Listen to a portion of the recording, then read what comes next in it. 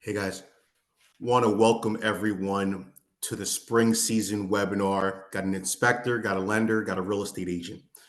Thank you very much for attending. If you're unable to attend, I will send you the recording. So I'm going to call it first time home sellers, second time home buyers. There's my little slideshow. We're going to guide you through the spring market. First time home sellers, second time home buyers. My name is Hector Perez. New Jersey license, Pennsylvania license. Check out the Smile, Better Homes and Gardens. My brokerage, I'm bilingual. On Instagram, TikTok, Facebook, it's all the same handle, Better Homes with Hector Perez. Also building Spanish content with Spanish subtitles. I think it's cool. A lot of people don't do it, but I'm doing it. First time home sellers appreciation, how to allocate funds, couple of the things that I want to talk about when it comes to first time home sellers.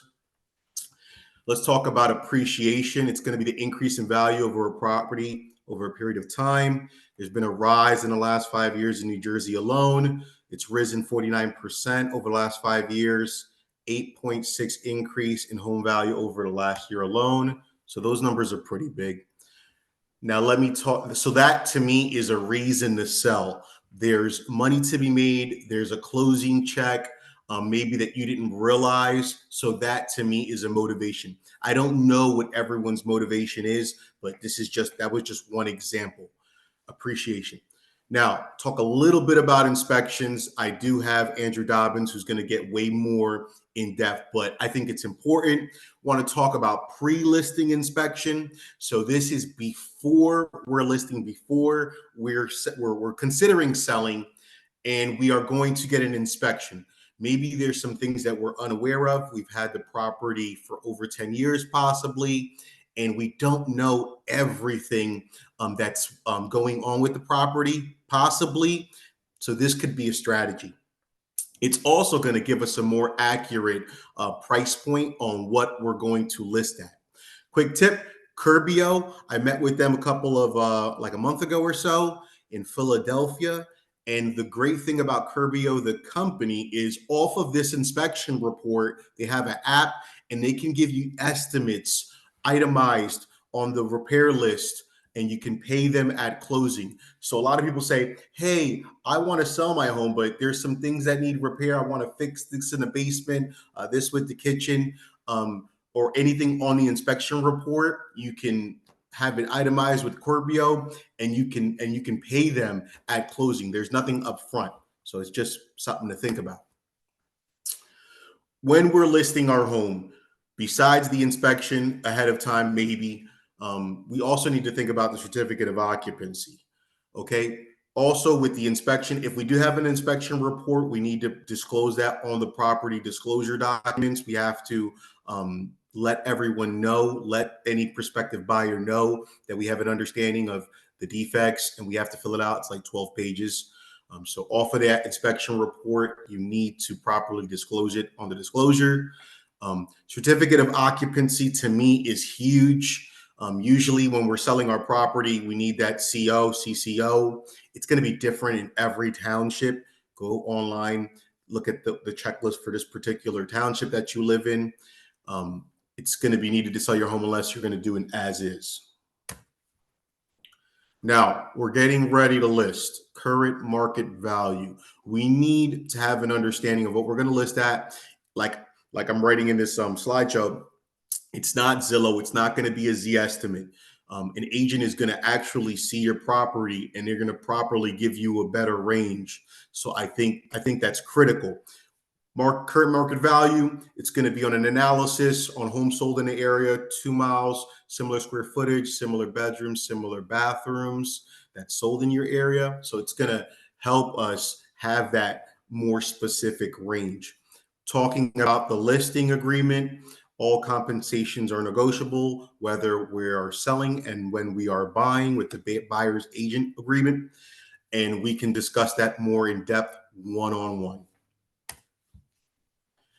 So we've got offers on the property. We listed the property. Now we're looking to buy. Now, for us to work together one more time, the buyer's agreement and a pre-approval to work with me. So the pre-approval Curt with Nation One is going to talk more in depth about it. But for me, I'm interested in serious buyers. So before I show a home, I would like us to get pre-approved so we have an understanding on, what it is that we can afford. What are these properties? 300,000, 400,000. You don't want to see a property that's listed at 400,000 and your pre-approval number is going to be 300 or less than that. It's going to be disappointing.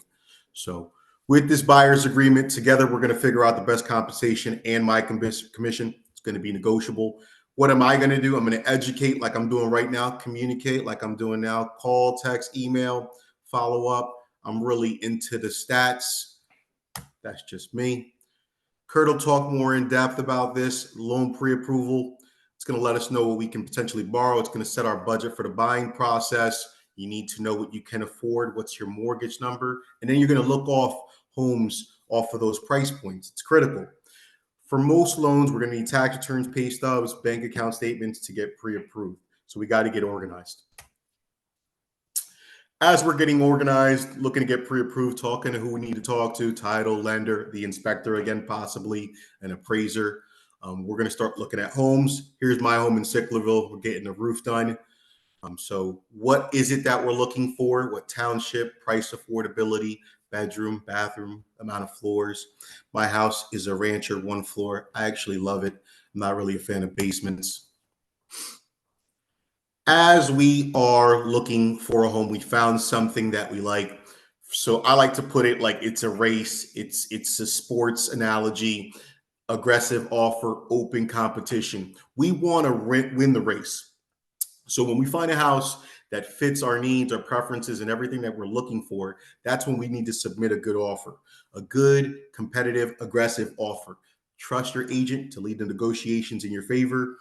Inventory right now in the area is low, so a desired home might receive over 10 offers. I'm gonna be sending this last slide piece at the end so everyone can see it. Take a snapshot, but it is a recording. Everyone's contact information, reach out to them individually. So that's all I have for you guys today. I'm going to now be sending it over to Curt with Nation One, trusted lender. Take it away, Curt. Thank you, Hector. Appreciate it. My name's Curt Reger. I'm with Nation One Mortgage Corporation out of Marlton, New Jersey. I'm a lender that you can reach out to day, night, weekend, or holiday. So second-time buyers, first-time sellers. It's important to know the current market. Whether you're buying your first home or your fifth home, it's good to understand the market. Currently, we're still in a seller's market, challenging inventory levels, less than preferable rates. But just remember, the history of rates. If we go back to if we go back to the 1980s, my dad always tells me, my house, I paid 18% whenever I bought my house back then. Back in 2010, the rates were around 10%. When COVID hit, the rates got into the threes and then the twos, but they're no longer there. They've climbed. They're again back in the probably about 7 to 8% range right now. But remember, focus on the monthly payment. Rates are not permanent. Whatever rate you get now, you can refinance in the future and get a lower rate and a lower payment when the rates come down. So as long as you're comfortable with the monthly payment, that's the main thing to focus on right now, because we can always go for that lower rate in the future. When you refinance, there are fees, but they're not as much as when you buy a house, and you can roll those fees into the loan so you don't have to pay them out of pocket. So, it's a cliche, but, marry the house, date the rate. Again, the rate's not permanent. So existing homeowners, before you sell, it's good to understand your financial situation, including your current mortgage balance, how much equity you have in your home, any potential costs associated with selling or buying. Make sure you speak with a lender, get yourself pre-approved. It's going to let you know how much you can afford for that next home. Getting pre-approved will also help us to determine if you can buy the new home without selling your existing home first. So it's all dependent on your debt to income ratio. Once you apply, we see your credit, we see what's on the credit report, We look at your income documents and we figure out your debt to income ratio. And that's the purchase price that you qualify for. If the debt to income ratio is good enough, then you may be able to buy the new home without selling the old home first. A lot of times people must be contingent. So if the debt to income ratio is a little bit tighter, then we may need to sell the old home first. It may be contingent upon the sale of your old home before you can buy the new home. So that's something that you'll find out whenever you go to apply for the mortgage and get pre-approved. A nice thing is that you can use the estimated proceeds from the sale of the new home, from the sale of the existing home to get pre-approved. Once you're pre-approved, you can send an address of interest to your lender. We can run some estimates for you, and we can let you know if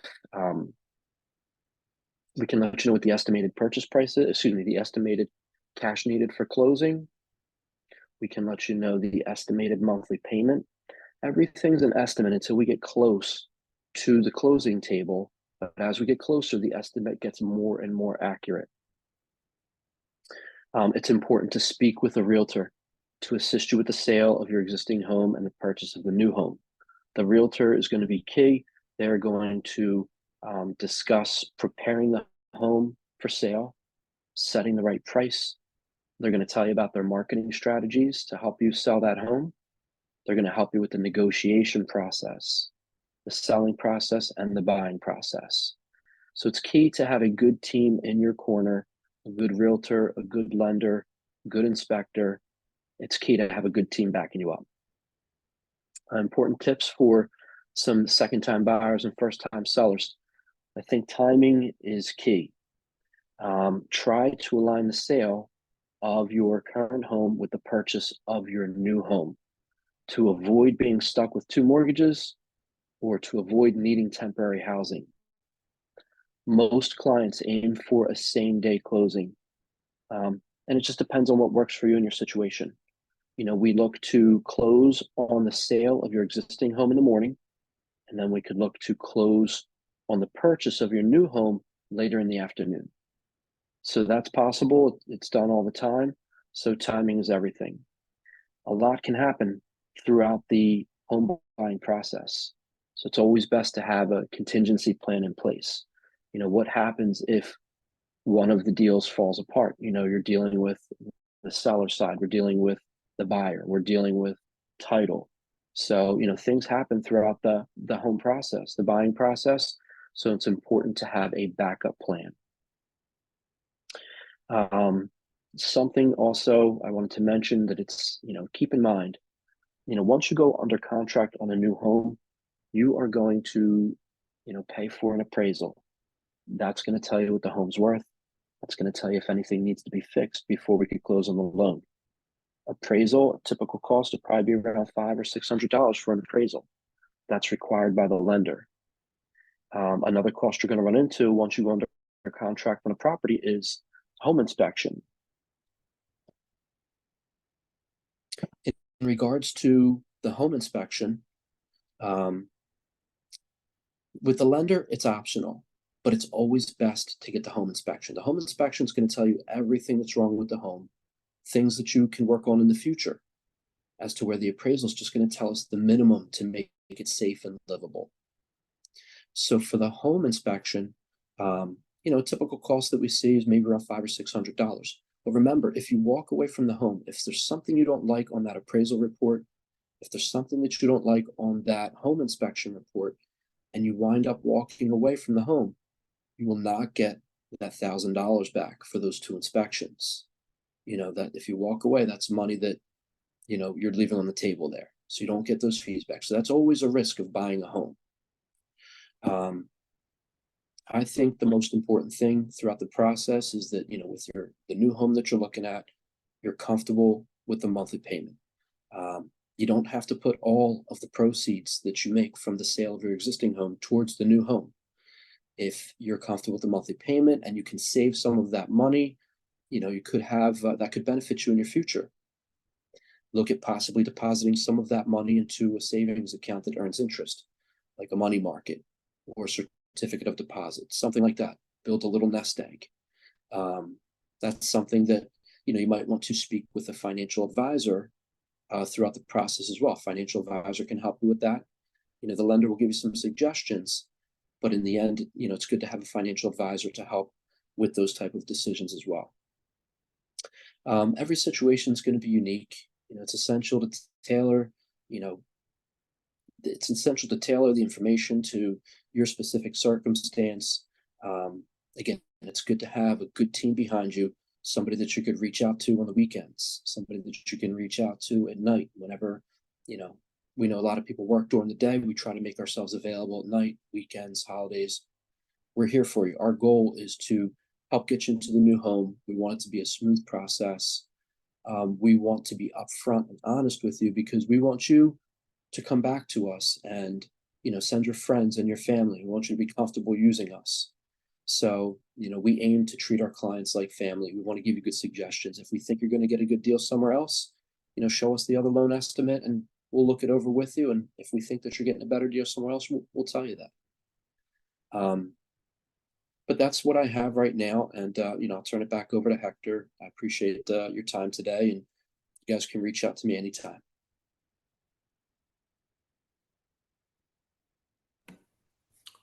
Thanks, Curt. Appreciate all the information.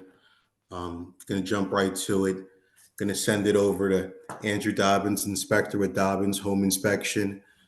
Take it away, Andrew.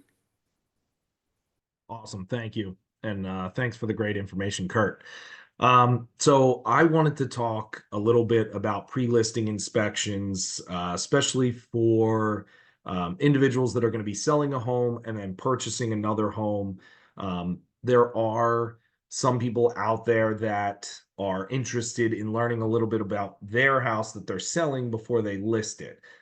Not everybody is a house person, and that's completely fine. If you don't know how old your heater is, or when the roof was last replaced, or maybe if some repairs that you did were done correctly, that's something we can certainly have, help out with and kind of give you some guidance on that.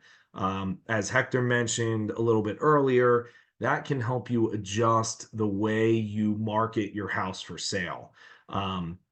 We have helped clients that get pre-listing inspections and in discussion with their agent feel that it might be appropriate to offer a home warranty or a seller's concession, or maybe have something done in advance like a termite treatment or a heater certification or a chimney inspection, something like that, that when they list the house for sale, they can actually use that as a selling point to say, hey, it was brought to our attention that there was a little bit of termite damage. We went ahead and just treated the house anyway, so you don't have any issues moving forward.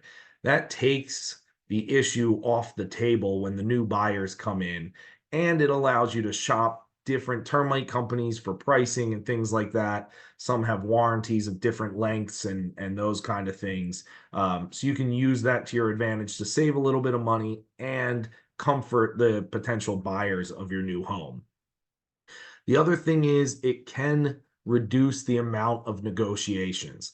Obviously, we do a ton of inspections for buyers that then turn around and want the seller to fix this, change that, replace this, repair that. That can cost a lot of money, and it can delay closing. It can make negotiations very stressful and expensive. And when some of these things are either repaired in advance or disclosed, it takes some of that stress off of the negotiation. We recently did a pre-listing inspection where the seller said to me, hey, I know that the heater is original and this home just happened to be 33 years old. So I confirmed that. And what we did was we started to look at what their options were in terms of disclosure, replacement, credits, and those types of things, so that they can kind of, position themselves in a way to get the most for their house while still maintaining, the stance that the HVAC system is functional, which was true. I tested it. So they're able to provide my report that says the HVAC system is functional, but 33 years old. And then no buyer can come back to them and say, hey, I wish you had told me that the HVAC system was 33 years old. We did tell you, right? All of that would be in the report up front. So it takes a little bit of onus off of you, and it allows you to kind of be as forthright as possible, and the buyers are going to make an offer on your property with that information in mind. So that's where Hector's going to come in and help you price that appropriately. If you have a $250,000 house that has $20,000 worth of repairs that are necessary, maybe listing at 250 doesn't make the most sense. Maybe 240, 235, 230, depending on exactly what needs to be done and some of the other things that you're looking to offer. It can help get your house sold faster, which ultimately is going to help you make your second purchase easier. It's going to save Curt a lot of gray hair and stuff on that end as well. So, so we can make the process go smoothly, because when you're selling and buying at the same time, there's a lot of moving parts. The last thing you want is $20,000, $30,000, $40,000 worth of repairs popping up that need to be dealt with. It also allows you to shop with different contractors. So, if a toilet needs to be replaced or a breaker needs to be changed or whatever the case may be, you have the ability to work with different contractors, get different pricing. They also may be able to move at different, speeds. Some contractors might be booked 2 months. Others might be booked a week or two. So you kind of have the ability, when you're under the gun in the middle of a transaction, things often need to be done in days and sometimes even hours to get things done, according to schedule. When it's done pre-list, you can work with Hector and say, all right, how can we handle this? How can we approach this so that we are not, moving forward in a tense situation and people are just throwing money every which direction. And then finally, a well-informed buyer makes their offer more reliable, right? So when a buyer comes into a property and they have all of the information that they need to make that decision, when they make that decision and say, hey, I'm willing to offer you $200,000 for this property, that they're making that offer in good faith. It's a less, they're not going to discover things down the road or come back with different, things that may compromise the deal, right? They've made a well-informed decision and have put forward a price point that they're comfortable based on all of this information. So it can make the process a lot more smooth, and you don't have to worry about things, changing direction or falling apart in advance.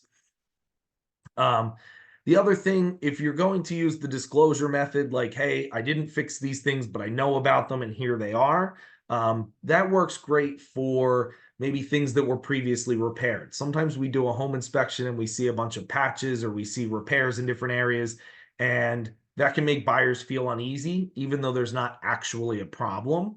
But it can, give them pause, like, hey, there's a stain under the bathroom. What's going on there? If you bring that stuff to light in advance, they know exactly what's going on, and most people are going to be a lot more comforted by getting the truth up front instead of having to dig for the truth on the back end. So those are all of the reasons we, recommend pre-listing inspections in a lot of cases, especially if you're not up to speed, or maybe you didn't even get a home inspection when you originally purchased the house when you bought it. If you've made additions or upgrades or repairs, it's a great time to kind of wrap your head around the condition of the home, and it will help you sit down with Hector and kind of go over how are we going to price this and move forward from that. In the market these days, we are seeing a lot of buyers who are considering not getting a home inspection. Unfortunately, one of the best things that I can say about not doing that is the amount of inspections for people that have previously purchased, or a post-closing inspection we've been doing. They purchase the home, they live there for 6 weeks, they start to realize some things are a little wacky, and they call us and say, hey, can you guys get over here and do a full home inspection and let us know what we just bought? Unfortunately, 9 times out of 10, those conversations don't go great. They are probably one of the hardest things to do. We've had sellers that are, almost inconsolable depending on what we find. The truth is, almost everything that we discuss is fixable. It just comes down to who's going to do it and how much is it going to cost. So, we do our best to bring comfort and provide guidance. But those can be hard conversations, even if they're relatively easy fixes. Sometimes they're not relatively cheap. So, Conducting a home inspection, even if it is just for your information, is highly recommended. You do not have to ask the seller for repairs. You don't have to do repairs. There's no, some people think that we'll come back or we're going to tell the township, or it is just between us and our clients and their agents if they, choose to disclose, which is generally recommended. But the home inspection is for your information, and what you choose to do with that information is totally up to you. But I would say, nearly all of our clients are very glad that they got the information they got pre-closing versus doing it after you've purchased the home. There are some things that are obvious, that you may realize as you walk through a home, but your home inspector is going to open the electrical panel, look inside of it, go up into the attic, down into the crawl space, maybe walk on the roof or use a drone to inspect the roof or the tops of the chimneys. There's several areas that may have obvious defects, but if you're not entering those areas or you can't get that point of view or perspective, you still are not going to know about it. Obviously, most water damage, termite damage, mold growth is in those dark, hidden places of your home that you don't go so often. And those unexpected costs for remediation or repair can be, substantial. So definitely recommend having a home inspection. And if it's something you're not sold on or you're not sure about, or you've heard horror stories, you can always call us. We'd be happy to talk through it. Even if you just want to know about the specific area. Do you want to know about houses in Willingboro or houses in Swedesboro or houses in Blackwood? We can talk to you about those areas, radon levels, termites, things like that, and our previous experience with the houses in those areas, and try to help best guide you on the best course of action. The only other thing I wanted to mention is that there are some inspections, there are some parts of the home that are not included in a standard New Jersey home inspection, like septic systems, wells, pools, things like that, that, it might be worthwhile to get other licensed or certified professionals in to take a look at those. We work very closely with a lot of those individuals. So if you have any questions about any of those other systems, we can definitely guide you on those as well, when they're needed, when you should do them, when you shouldn't. I'd be happy to discuss any of that as well. So I think that wraps up for me. Thank you, Hector, and I'll turn it back over to you. Terrific information, Andrew. Greatly appreciated. Appreciate both of you guys on your wealth of information and your expertise. If there's anything you guys would like to add on, feel free to add on. This is the moment. Otherwise, I'll just stop the recording. I think just to reiterate from the lender's perspective, are you going to qualify for that new mortgage? Are you going to be contingent or non-contingent? Are you going to have to sell that house first, or can you keep a hold of it for a little while? Buy the new home first, sell the old home later. Get pre-approved, know how much you qualify for, know if you need to be contingent or non-contingent, and just have a good team at your back.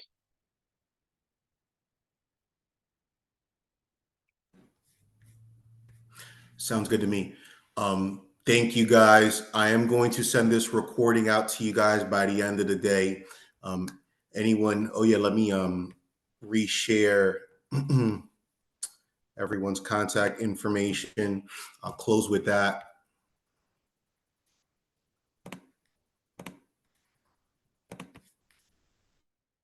Thanks for having us on, Hector. Yeah, absolutely. It was great chatting with you guys.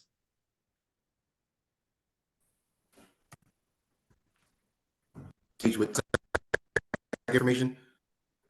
You see it? Yep. Thank you very much. Thanks a lot, guys. I'm going to close this out. Thanks, Hector. You're welcome, guys. See you guys soon. Let's see.